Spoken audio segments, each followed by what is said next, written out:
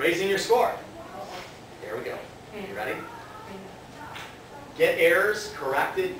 Disputes must be made in writing. On your forms there, I've got the addresses and the phone numbers for TransUnion, Equifax, and Experian. Okay? If you need to dispute something, dispute it in writing.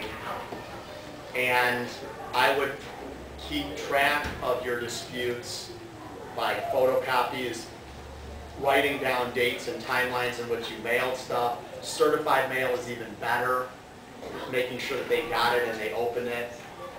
The laws out there through Fair Credit are very much in the consumer's favor, although I can tell you that most companies do not exercise them. Once you've proven that you've paid something or that something was reported incorrectly, if you send them something in writing to remove it, don't just think it's just done, because it's probably not, okay? If you send it by regular mail, there's a good chance that whoever's there, because the credit dimension is just unbelievable, that whoever's there, all they have to say is, I never got that letter. Okay, so just know that it's going to be an uphill battle dealing with them. They're not easy to deal with, but the law is in your favor and on your side.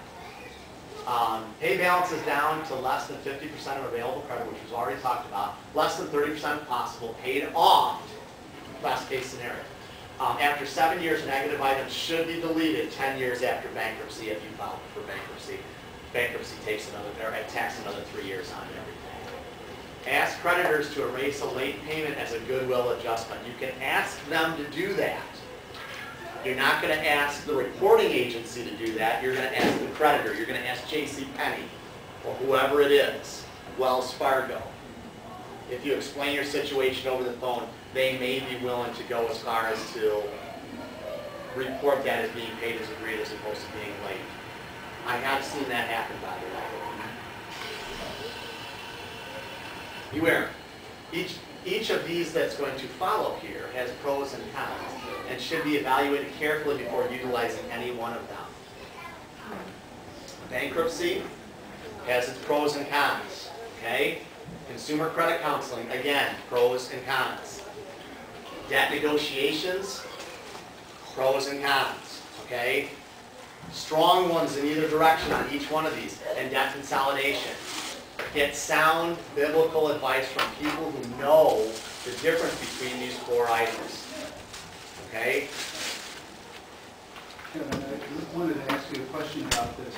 You see these commercials on TV, we'll help you get your bills consolidated. We'll negotiate with the credit card companies. Do you have $5,000 in credit card? Right. And you see this person saying, I owe $10,000 and I settled for $1,700. But what happens to your credit score when you do the debt negotiation?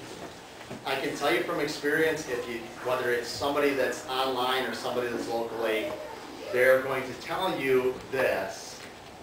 They're going to tell you that if you were a lender, before you would negotiate on debt, what would you need to be pretty sure of before you were willing to take less? Can anybody answer that realistically?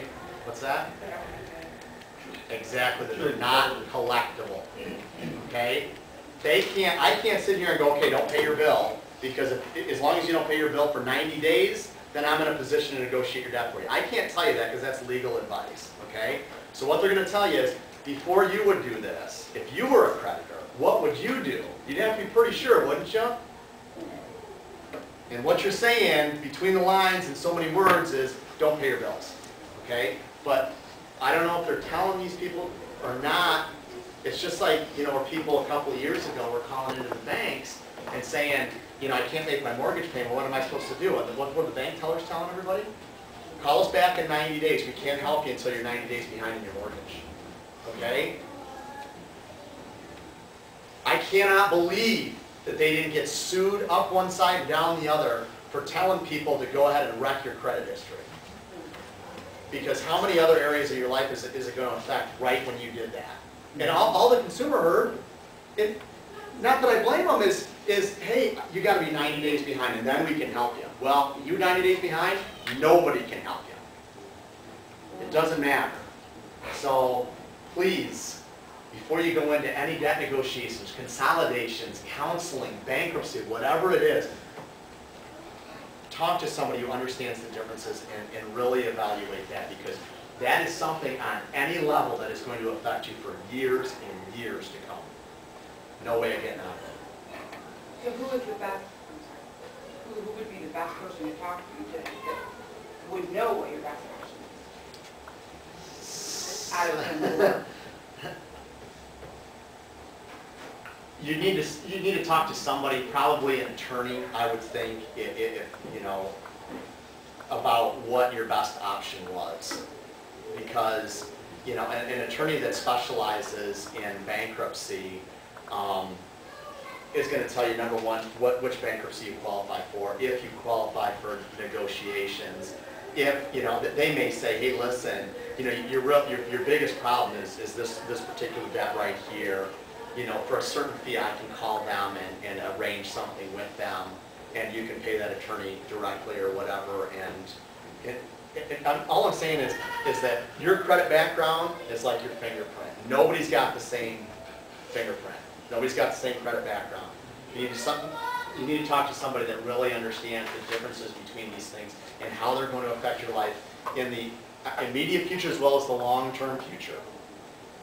Yeah, for instance, which one of these are treated, I mean, bankruptcy isn't the only one that's treated like a bankruptcy as far as your credit score goes. I mean, debt negotiation can be the same thing, right? Consumer credit counseling is treated as a Chapter 13 bankruptcy on a credit bureau. Yes. Right. But there are advantages to that over bankruptcy. Correct. Right. It doesn't exactly show as a bankruptcy, but it's still seen. Treated that way. It is treated as, Right. but it's not seen as, if that makes sense. Yep. So even after, say you file a bankruptcy, and you survived that 10 years, I mean, obviously, they can still see that you did that at some point, but does that, I mean, do you start over again? I mean, doesn't that always follow, even if after Here's the 10 thing. years it's expunged, can it still Yes. follow you forever though, because it's still in the record somewhere? Right. Yeah. You know, my brother and I have a mortgage company, and we were just, was it Thursday or yesterday that you were telling me? Yeah. We had somebody that filed for bankruptcy, wasn't it more than 10 years ago? It was almost 10 years, 9.5 years ago. 9.5 years ago, had one late payment after his bankruptcy. In 2004, 7 years ago. 7 was the years late payment. ago, and got turned down for a mortgage because of that one thing that happened 7 years ago. Had a Right? 720 Now- score, money down. Again, if he would have been in some other form, not necessarily bankruptcy, but in counseling or something like that back then, and went late after that, wouldn't have helped. But you gotta understand, once you file for bankruptcy and wipe that slate clean, all right, don't ever go late again, because it will haunt you. I mean, once they look at it as, we'll let you slip up, we'll let you fall down, we're gonna pick you up and we're gonna brush you off. You slip again, then they're gonna, Kick you. yeah, we're gonna beat you Keep while you you're down. down. You're gonna Yeah, stay keep low. you down.